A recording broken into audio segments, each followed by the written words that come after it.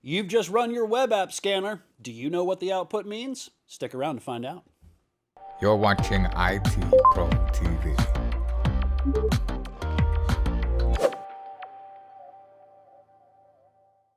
Hello, ladies and gentlemen. Thank you for tuning in to another great episode of CySA Plus, and we are talking web app scanners and analyzing that output. Dan, help us out here. I'm looking at this output. I'm not sure what it means, but I hope you can help me out. Yeah, these scanners have a lot of information that they give out, right? And that's important information if you're engaging in a vulnerability assessment of some sort, right? Specifically web applications, because web apps are really a main inroad into your organization. They're meant to be seen by the outside world, but they can be rife with flaws and bugs and things of that nature. So we need to be able to engage with them in some way, shape, or form. So along comes the advent of the web application scanner to try to find some of that low-hanging fruit.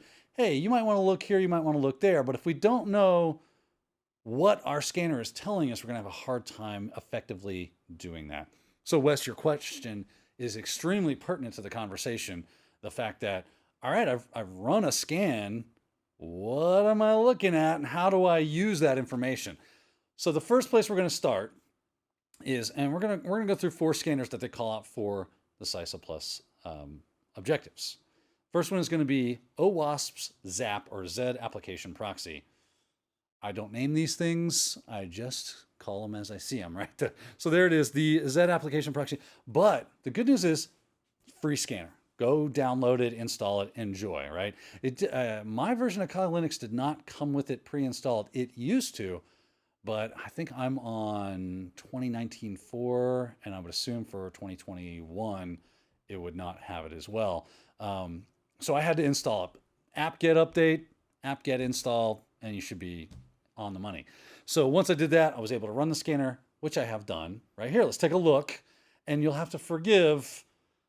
Again, I did not write the thing. I did not make it to where the font size was minuscule and people with, 420 vision or whatever the case is. So I'll zoom in and out as necessary for us to understand what is going on here.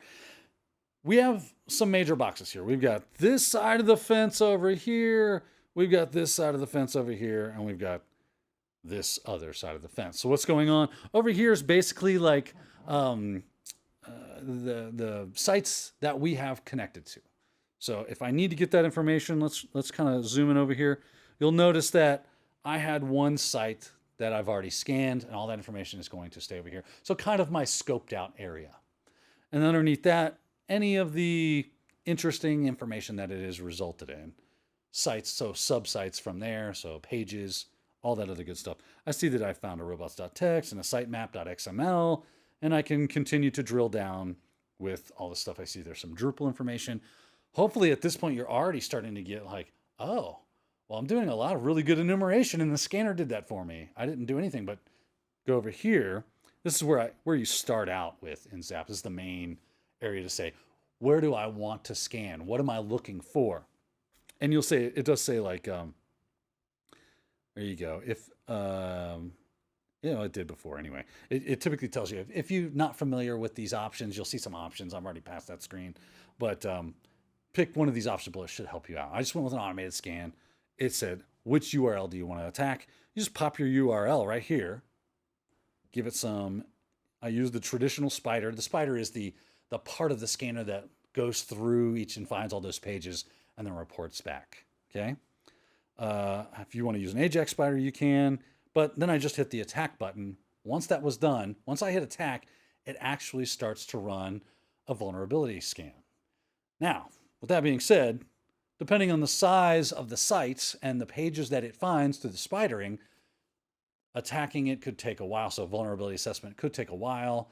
This one was because I didn't have to go very deeply into the application, so it didn't take very long. So we're not going to have an overwhelming amount of information for us to have to sift through. Now, once that's done, once it sees what it found and it puts it over there on that left-hand side, then we can drop down into this lower area and start to look at these tabs right here. So history this is Z attack proxy. Proxy in that name should be, Wes, I'm sure you're familiar and worked with proxies before. Oh, yeah. No different than anything. So a proxy. How would you define a proxy? You know, I think of a web proxy. I mean, that's going to be kind of almost a mirror image of your web server. The difference being that you can do a little bit more control on what people can or can't get access to. Can they get farther than the proxy? Where does that take them? But it really, to me, is like a replica of the web server with a little bit more control on what people can do. That's exactly right. And that's exactly what this is doing. Since I've spun it up, I can point machines to it and then filter or proxy the traffic through the device itself, even my own. And that's basically how I've got it set up, is I'm proxying all my own web traffic through the OWASP Zap application, right? So what ends up happening is I get a history of all the stuff that I've done. So I've actually visited this URL, and if I click on one of those historical links, I can go and look at what that request looks like and see all that underlying information that happens when I go from one site to the other or one page to the other within a site. That'll all be there. What the response was from the server, right? I'm seeing the HTML documentation down here, and you're seeing like, do not use this system in a production environment. That's because it is purposefully built full of holes. So yeah, that's a good flag to put there. But I see that it returned a 200 response. I see all that information that I normally wouldn't see from just browsing the web. I would have to go through other methods, this being one of them. All right, so there's my history. Let's go back to these tabs really quickly. Let's jump over to the alerts. This is where the scanner will kick out. Here are some problems I think that we may have, you might want to look a little deeper into, right? So it's got like an X-frame header is not set, and it even gives you some description right here. X-frame option header is included, is not included in the HTTP response to protect against clickjacking attacks. Okay, so maybe that's something we need to look into. Maybe our application is causing vulnerabilities for our users through clickjacking type attacks because we don't have this X-frame options header set. Maybe we want to go back and do that. Something that it's lending our mind to. No other info. It even offers a solution, which I think is awesome. OWASP is a great organization, so they do stuff like that. And it just tells you what to go through and do. I'm not going to read it out for you. Even gives you a reference for that information. A couple of other things. Anti-CSRF tokens are gone. There's no anti-CSRF. X content type option header missing. Maybe that could lead to an issue. And again, it'll give you that information over here on the right-hand side. Some scanners give you more information. Some scanners give you less. Just depends on what you're running. This is a great option. Because it's free. Also, super fast, works really well. And if you don't have a lot of this in your budget for security, this could be a really good option for you depending on the size of your shop and your skill level. It can do a lot of heavy lifting. So I highly recommend playing around with it, getting familiar with it. There's a lot of options available and stuff that you can do with it. It's a great tool. All right. Now, Dan, I'm familiar with the OWASP site for sure. I didn't know what Zap was until literally this episode. And one that I have heard a lot about, don't really work with it too much, is Burp Suite. Can you tell us a little bit about Burp Suite? What should I expect to see if I'm going to run one of these scans and now I'm looking at the output? Yeah, so Burp Suite is probably the gold standard when it comes to web application interaction. It is a proxy as well, just like Zap. A lot of the things that you do in Zap, you will see in Burp. In my opinion, it is much easier to work with. It has a lot more functionality expansion due to the fact that it has like what they call the kind of like an app store that's built into it. I could stop talking about it. We could just bring it up and show it to you. That's probably a whole lot easier. Let me close this out. Yeah, close my session. And then there's my, that's where I was browsing the web to do this stuff. And let's get Burp. I just got an icon for it up here, but you can start it any way you like. There's Burp Suite. Fire it off. Now, I believe this is coming pre-installed with the latest versions of Kali Linux. So whatever you go with should be fine. This is just complaining about my version of Java. Whatever. My runtime environment's a little behind the times. Who cares? It's just a pen testing distro. Here is talking about sessions. You get the same kind of activity when it comes to Zap, where if I started a scan, do I want to then save all that information when I close out? Because this might take me a series of days to actually complete. So if you want to create a project for this client with all that information so that you could use that later, maybe in reports or something, you can save that. But I'm just going to go with a temporary project so we're not saving that stuff. Again, same kind of idea back at Burp. Oh, I'm sorry, Zap. All right. If you have any kind of configuration files, you can load that here. But I'm just going to start Burp because we're going to go with a plain Jane. Now, I am using the community edition of Burp Suite. This is an important distinction for our demonstration here. The community edition of Burp Suite does not have the vulnerability scanning option enabled. You have to have the professional version of this, which costs a little bit of money. I think at this point in time is right around $400. You might go, whoo, that's some money. Let me tell you what, that is some of the cheapest bang for your buck you're going to get, even if you were just someone that's starting your own company. Will Zap work for you? Yeah, it's going to do a lot for you. But $400 dropped on Burp Suites is a small price to pay for some really good functionality. You know, I would think of what the cost is for a single violation in GDPR, and I would say that it's probably worth the money. Yeah, could be helpful. Yeah, most definitely. So let's go into the interface here. Let's take a look. I just wanted to do this, not zoomy zoom. I'm going crazy. And again, we got some tabs here at the top. I didn't write the thing. They make these things small as they can be, so I'll try to zoom in as much as possible so we can see everything. Really, I usually start with target. Here's where you're going to start scoping things out. You notice it has a scope area. But the proxy is probably going to be your number 2 tab, or you'll probably spend more time in the proxy tab, but you'll definitely want to visit that target tab to get that scope. Otherwise, you're going to be inundated with a lot of information, and that might not be what you want to do. But in there, what we would be looking for normally here is does it have it? Where's it at? I don't even see it. The intruder, repeater, sequencer, decoder, comparer. Yeah, I'm not even seeing it in there. But if you go into, is it user options? No. Project, extender. There it is. Under extender tab, you have this B app store. And these are all modules that you can upload or install into and will become an extra tab for Burp Suite. Extend the functionality of what Burp Suite can actually do. Amazing stuff. Lots of free stuff in here. Some pay stuff in here as well. So it might be pertinent to pay for something, or you might just find a really good tool, which I've done many times, that are free and work really well for what you're trying to accomplish depending on the engagement. But basically what's going to end up happening is you would have a scanner section for here. I don't have the $400 install version, but that's not a big deal. We just needed to understand that it can do it. And you're going to see a lot of the same types of output that we saw with Zap. It's going to say, hey, here are some vulnerabilities that we've seen. You might want to take a look at that. Here are some options for it. But you can also use this as the proxy. And as you go in here, you're starting to see I'm intercepting traffic already because my client in the background is, when you go to a website and you're like, man, this thing's running slow. It's probably because it's got a lot of stuff happening behind the scenes. It's a great way to see what that stuff is.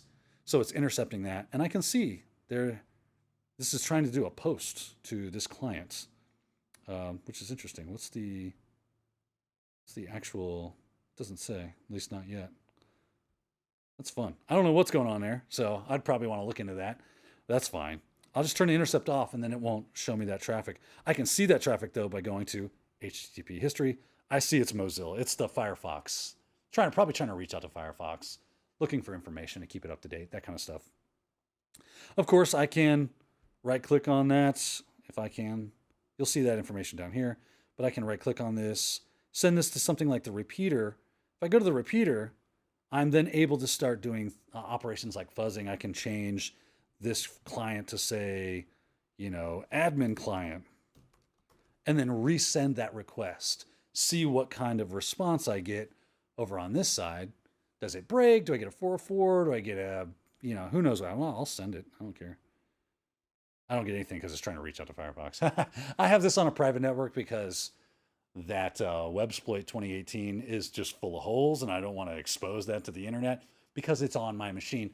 That's a helpful safety tip for you guys out there trying to build out virtual labs to do this kind of stuff. But there you go. A lot of the same functionality and features that you find in Zap, actually probably more so and better if you are paying for that pro version. If you're using the community version, I would actually say in some ways Zap is better because you're getting that pro level functionality, but not with the price tag. But I still use Burp for a lot just because of its ease of use, and it's the free functionality is still pretty great. You know, another open source GPL-based web app scanner, you know, has a comprehensive set of tests that it runs against your web server is something like Nikito. Can you tell me a little bit about that one? I love it. Nobody can say this thing correctly.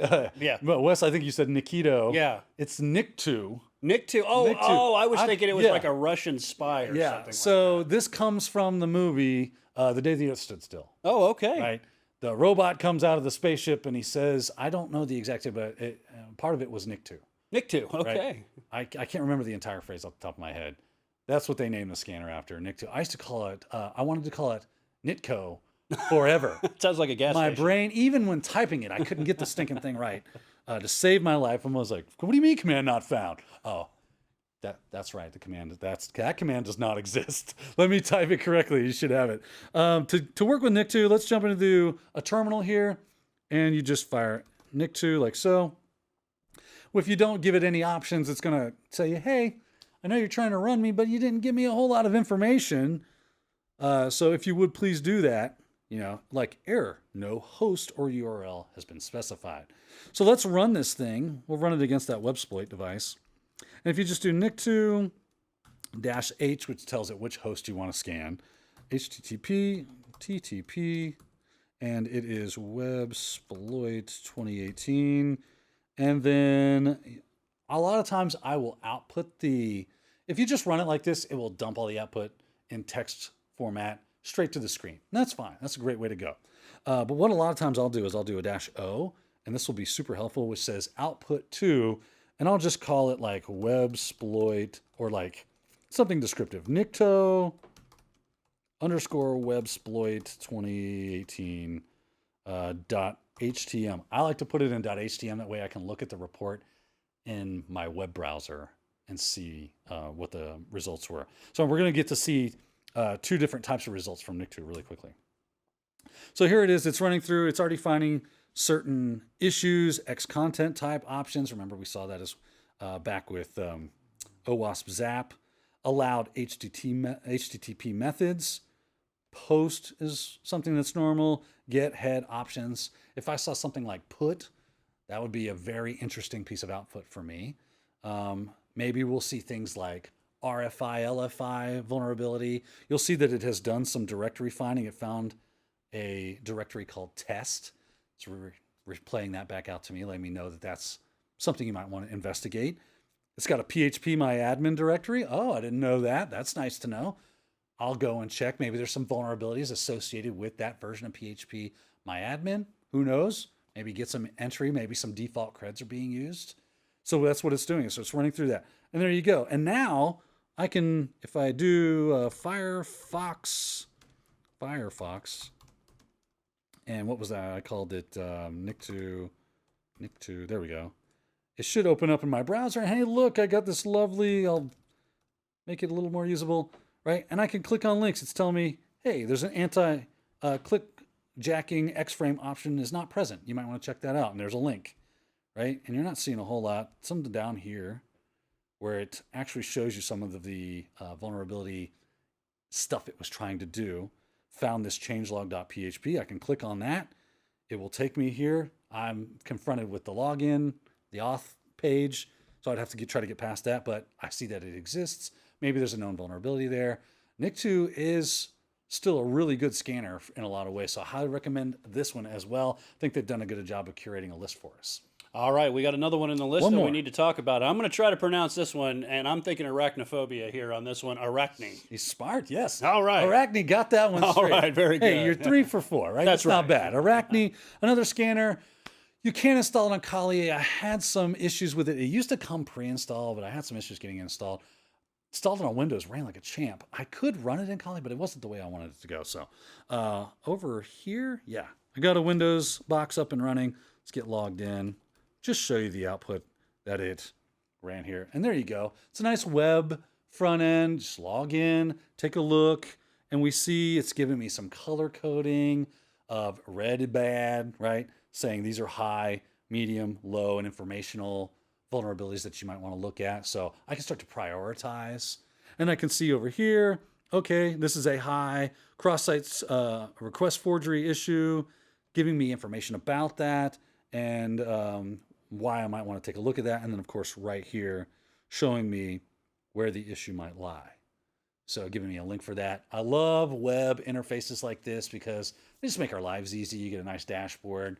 Don't get me wrong, I work with a lot of text, and that can be beneficial as well. But being able to work with both, Arachne really did a good job. I actually had to stop the scan. It was just going too crazy.